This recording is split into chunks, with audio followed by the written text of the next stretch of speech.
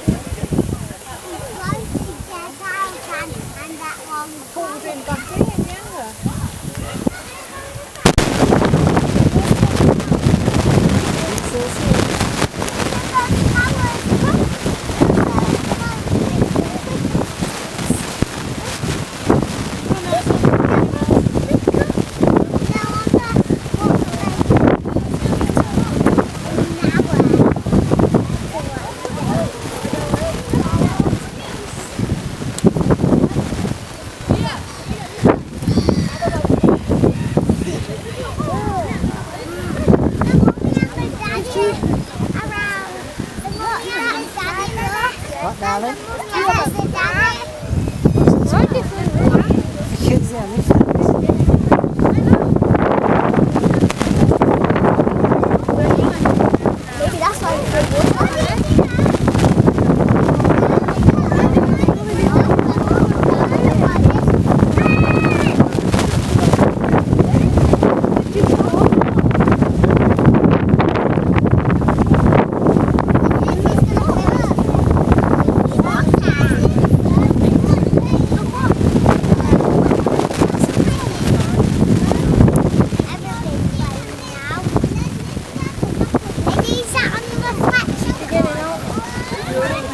Dinner?